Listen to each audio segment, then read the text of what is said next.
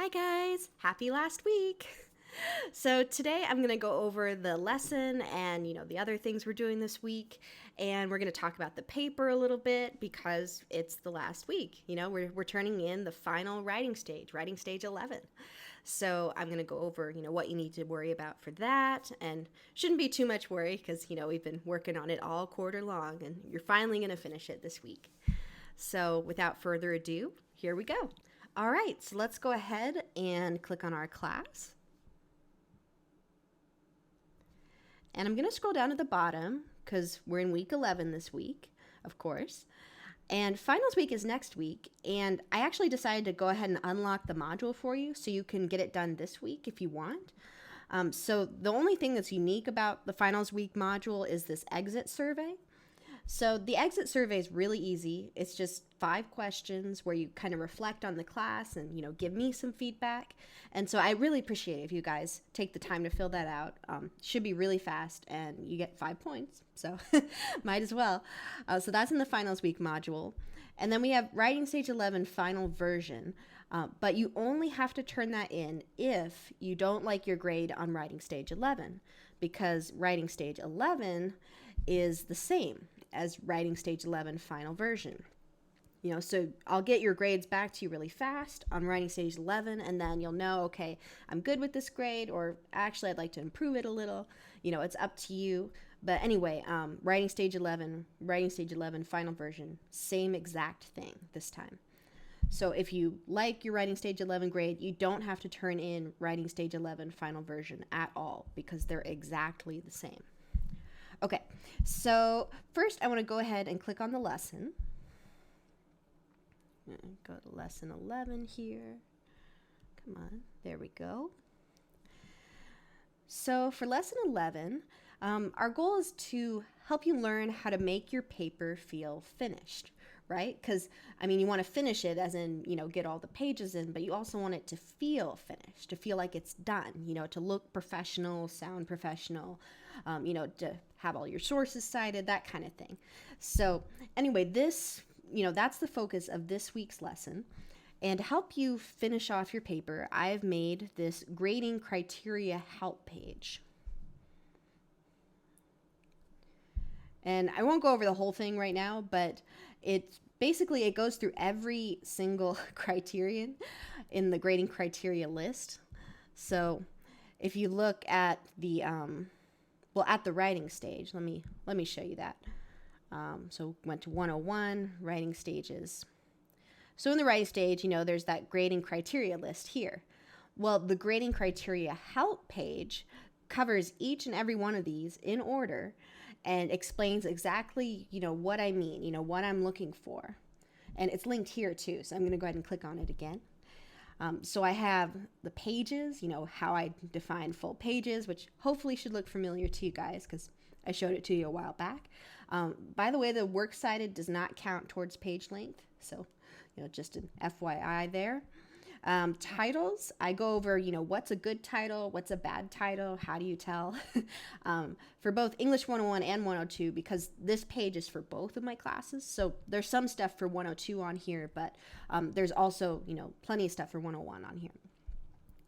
After titles, we have introduction and conclusion. So you guys are adding a conclusion this week, if you haven't already. And, I have some screenshots from the example paper here, showing you, where I put my thesis statement in the intro, because it's very important to have your thesis statement, what the conclusion looks like. And by the way, I put a conclusion section title before my conclusion. That's optional. You don't have to do that, but it can be kind of nice to kind of say, this is my conclusion, So anyway, that is the intro and conclusion section. We have the thesis statement section, and I have the example thesis statement from the example paper. And I talk about, what makes a good thesis statement. And of course, there's a link to the thesis statement page that we, looked at a few weeks ago. But anyway, this is kind of a checklist, do I have these things? Next, for the section titles, I show which ones I used and, how to put them in the paper. I have all that there. This one's for English 102 only, so you can skip it. We have quotes, And, I explain how to integrate quotes. So you start with some kind of transition, something that connects your new paragraph to your old paragraph, the one before it. Then you have an intro to your source. You introduce it somehow. You bridge from the transition over to the source. And then once you've introduced your source, you add your quote, and then you respond to the quote. And there's a second way to do this. So, that's the most basic way. The second way is to kind of do two quotes. So it's like a double quote sandwich, like a double patty burger or something. So transition, source intro, quote number one, response number one, so that's the first sandwich. And then we have quote number two and response number two. So we're just adding some layers on there. So you can do that. You can kind of go every other, the they say and the I say, right? The they say is the quote, the I say is your response. So you just go, they say, I say, they say, I say. And you just follow that pattern to work in your sources. So, make sure that you've done that in your paper. I've also got an example of a block quote here. I went over how to format them a few weeks ago, but this is how it should look in your paper. And, so here's that same format. We have the transition, intro to the source. Now we have the block quote, and then the response. Notice how the response it's actually even longer than the block quote, but your response has to be at least as long as the block quote. Otherwise, I'm not going to count that quote towards your length, which means, if you have barely 10 pages, that's not going to be good. You'll lose points. So make sure you write just as much in response to your block quote as the block quote takes up. And same thing with images, by the way. If an image takes up a certain amount of space, then your text below it, talking about the image, has to take up just as much space. And then over here, this is what it would look like if you decided to shorten a quote a little bit. So this is like a 3-line quote instead of a 4-line quote, because if it's 4 or more lines, that's when you make it a block quote. If it's not, then you just kind of work it into the text like normal. And so that's what this one is over here. So anyway, you can work a quote in either way. You just have to decide how long of a quote you want to use. Oh, and by the way, I have a limit to how long of a quote you can use. It can only take up half a page at the most. If it takes up more than that, that's not good, because it's going to drown out your argument. So half a page at the most, no more than one block quote per, I believe it's every other page. Yep, every other page. So, don't overdo it on the block quotes. So anyway, there's more details here. Mostly correct sentences and spelling. So this is a new requirement this week, and I added it because I wanted it to, be clear that, sentences and spelling do matter. We haven't really been looking at them so much these last few weeks, and the reason for that is because I didn't want to stress you out, worrying about having perfect grammar in every sentence and stuff like that. That's just really stressful. It's much better to kind of write the thing and then worry about that stuff a little bit. Not too much, just enough that, you correct any obvious mistakes. And to, correct stuff, we have this proofreading guide, which I believe I showed you last week. But anyway, it has how to use JSpell, which is the spell check tool that I prefer. And then we also have Natural Reader, which if you have the time, it's great because it reads your whole paper to you, which is awesome because then you can hear, how it sounds and you end up hearing mistakes that you can fix. It's pretty amazing.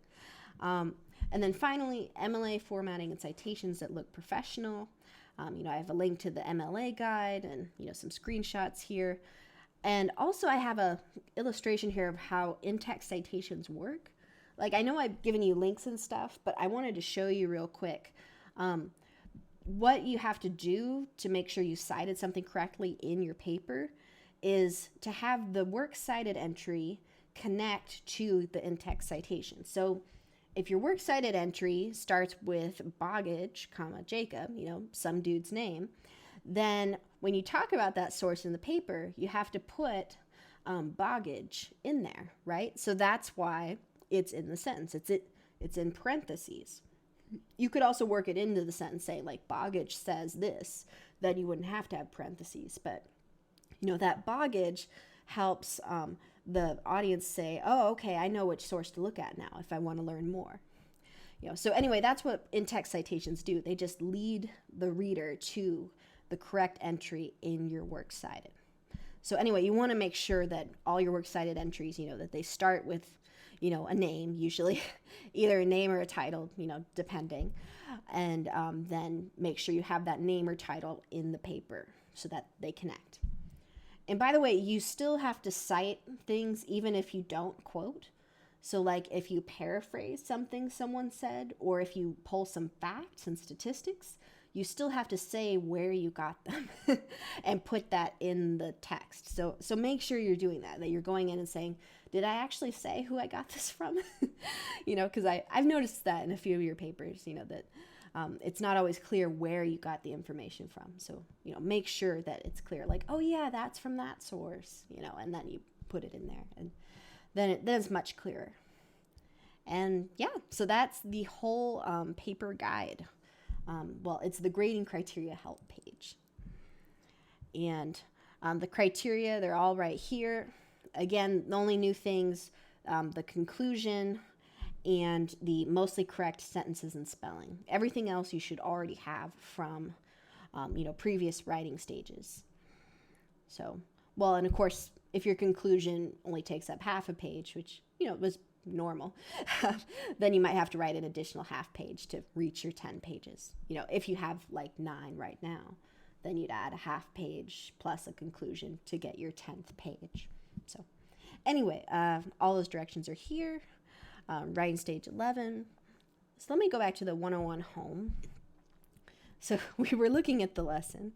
Got a little sidetracked there with the grading criteria help page. But anyway, it's good for you guys to, know where that is and what it is. I also have top 10 student writing mistakes by Grammarly. It's really nice, that they've like outlined the most common ones, so you don't have to think about like all of them, because there's honestly, there's too many. Like I can't even remember all of the potential errors. It's good to just focus on a few, not like all of them. I also have a video on sentence fragments. Fragments are just incomplete sentences, sentences that are missing something, so they're a little confusing. So this video, really short video, shows you how to find those and fix them. And I also found this punctuation guide website. And it's really cool because it's got these different punctuation marks at the top. And if you click on it, it like tells you all about it and like how to use it. So if you're one of those people who like just uses periods and commas, like you might want to go in and say, oh, maybe I should use a colon or a semicolon or even an em dash. The em dash is my favorite punctuation mark because you can use it in so many different ways. To learn more, just, read this page. But anyway, the punctuation guide is pretty cool. Let me go back. There we go. I also have JSpell again, and if you haven't tried it yet, you really, really, really should. You should put your paper in JSpell because the built-in spell checkers in Word and Docs, they don't work very well. They only catch like half as many errors as JSpell does. It's crazy. So to use JSpell, super easy. You just copy and paste your essay, stick it in the box, and hit the check button. You don't have to worry about that proofreading button. That's something else. Just hit the check button, and it'll tell you all the stuff that it thinks you should fix, and then you decide if it actually is an error or not. But anyway, JSpell is great and totally free. We have our last They Say chapter, chapter 9. You mean I can just say it that way? And it's a really good chapter, because it helps kind of free you up, like as a writer, so you're not worried so much about sounding professional all the time, because that actually gets really boring. So it's actually better to have some informal stuff. They call it colloquial language. It's a fancy word for like everyday normal speech, but it's just ironic because colloquial doesn't sound like everyday speech at all. It's like the weirdest word. But anyway, it talks all about that. And by the way, if you have an edition other than the 4th edition of the book, the chapter is called Ain't So Is Not. It's the same chapter. It's just different title. So anyway, it's chapter 9 in both editions, the 3rd and the 4th. Not sure about the 1st and 2nd because I don't have copies of those. But Anyway, it should be the same title. Anyway, let's see. I think that's everything there. Let me go back to our home. We'll go to Slack.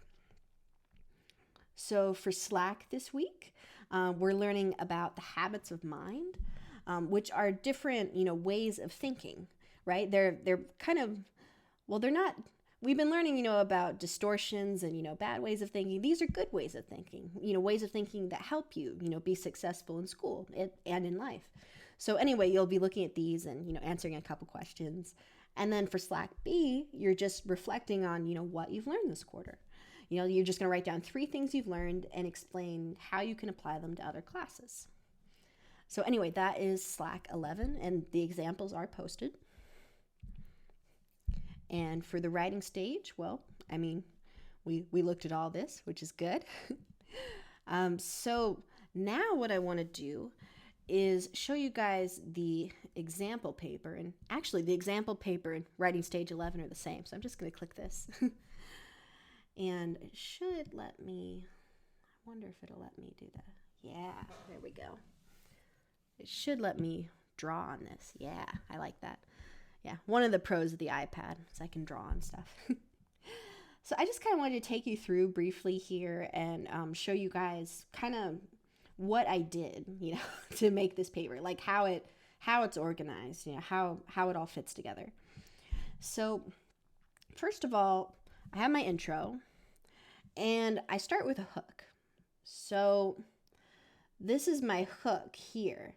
This tweet, because this tweet is literally, what starts my whole situation, right? Because we have situation, purpose, audience, claim, and evidence. So it all started with a tweet. It's a good hook because people are like, what started with a tweet? And there's lots of different kinds of hooks you can do. Just, try to think of, what would grab your attention, and then write that. And then I kind of summarize the situation. And then here I kind of just add more about the situation.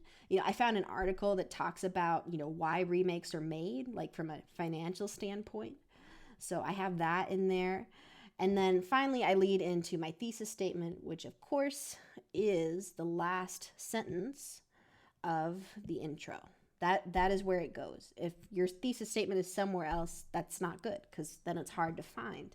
The audience needs to know where it is. And in MLA papers, that's where it goes. And then we have our first section title right after the intro, just to make sure people know where the intro ends so that they know where the thesis statement is. And the thesis statement, it's super important just because it summarizes your whole argument in just like 1 to 2 sentences. It's your main idea, and having it explicitly stated helps the audience, grasp your whole argument and follow it better. So anyway, that's what the thesis statement's for. I have my first section. I chose to do 3 sections. You can do more, of course. Just, don't do too many. I wouldn't use more than, 1 section title per page. Otherwise, it's going to get, broken up into a whole lot of sections. But anyway, this first one, I talked about my opinion piece a lot because, I found one that I really liked. And so I kind of summarized it, and, I added some statistics from Rotten Tomatoes. And then I talked more about the article. That's another way to make a paper longer, is just to talk more about the sources you have. So I had worked some quotes in there, talking more about the same article. Now I'm adding an example. You can add your own examples, like from real life or things you've seen, or, whatever's relevant. So I added an example about a remake that I liked. And then I kind of talked a little bit more about my opinion piece because, again, it was a good one. So I wanted to write a lot about it. And then for evaluating remakes, I kind of transitioned into my other sources a bit. And I talk about some more examples. I talked about the Disney remakes because there's a lot of them now, and some other remakes. And I had an example of a bad remake, kind of the opposite side, good remake versus bad remake. Lots of examples. Then I worked in my scholarly source, my first one, and it was pretty detailed. It had a lot of stuff in it, so I just kind of broke it down. And then I applied it to different things, and that actually took a lot of space. So this is all still my scholarly source, my first one. Still doing that. Still doing that. Okay, here's a popular source, Watch Mojo. So that one's actually a YouTube video where they talk about different sources. And as you can see, I have my timestamp, for my video. And then I related that to my scholarly source. That's another thing you can do. You can connect sources to each other, like have one source relate to another, have them kind of piggyback off of each other. It's really interesting. It can make your paper more interesting. Let's see, then I'm back on my scholarly source again. And now I have another YouTube video because there were some good videos on this. And then I keep talking about that. Then finally, my third section, this is where my argument, really gets going. Because, my main point is that remakes can be good, that there's hope. So hope for remakes is my third section. So I talk a little bit about another popular source I found that I liked. And, I kind of summarized that, added more statistics. You can never have too many statistics. Still talking about a popular source. Another video. And another, same video. Same video. It was a good video. It was like a 10-minute video, so you can get a lot out of a 10-minute video. Still talking about the video. Yeah, if you find a good source, you can really milk it. And I'm not sure where my other scholarly source went.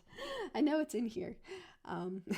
But anyway, here's my conclusion. And what I did for that is I kind of tied it back to my intro by talking about The Princess Bride again, because that's how the whole thing started. People were freaking out about remaking this movie. So I talk about this movie and my experience with it as a kid. I added a personal story because that's, that makes it more interesting for the audience.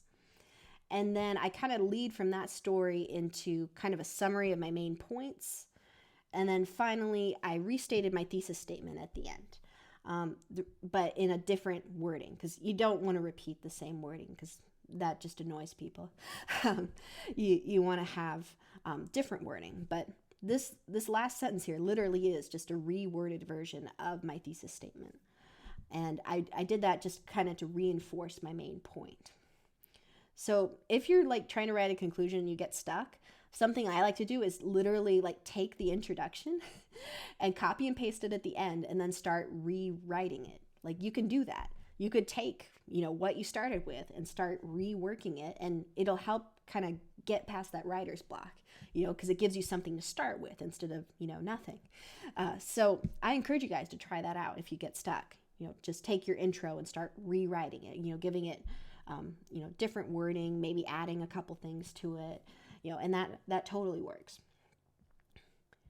And then for my works cited, one thing I haven't mentioned before is that technically a works cited should be alphabetized. So Bibiani is first, and then the C's and the D's and so on.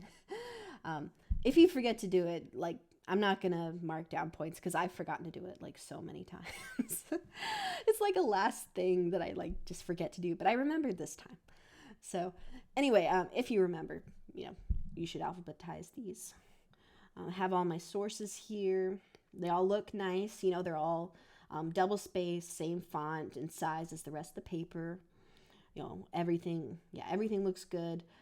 One thing you want to check with works cited sources is that sometimes when you copy and paste them from the citation generators and stuff, they should be okay, but sometimes they'll paste in like a different font or sometimes a different color. Sometimes they'll even be highlighted. It's really weird. But anyway, you should go through and make sure that they're all the same. You can just kind of select all and make sure everything's the same. And I still have a lot of sources here. Let's see, what was my second scholarly source? The film remakes book. Yes, I had that one, and I had a scholarly article about Psycho, this one. So those were my two. I had my book chapter intro, that's this one, and then my article about Psycho. So anyway, that is my whole paper. Yay! Oh, it wants me to like save this. Let's see, delete PDF. So yeah, that is everything we're doing. Let me just show you the calendar real quick. You can see, oh, too many classes. Here we go. So yeah, so this week, you're just finishing up your paper. If you have any in-person classes, last official class day is Wednesday. It's also St. Patrick's Day. Happy St. Patrick's Day. And then for finals week, you don't have anything that week. Like after you turn in the week 11 stuff, like that's it, except for, the exit survey, which you could do now if you want. So we're basically done. It's pretty cool. So if you manage to get everything done, by, on Wednesday, the last day of the term, if you finish everything, get everything turned in, then you can start your spring break on Thursday. Yay! And if you include that day, I counted the days, it's 11 days of break. So if we go to, if we go over here, school starts on April 5th. So, it's just over a week, but hey, it's good to have any kind of break. All right, that's it. Thank you guys for watching. I hope it was helpful, and please let me know if you have any questions about anything. All right, bye. Have a good week.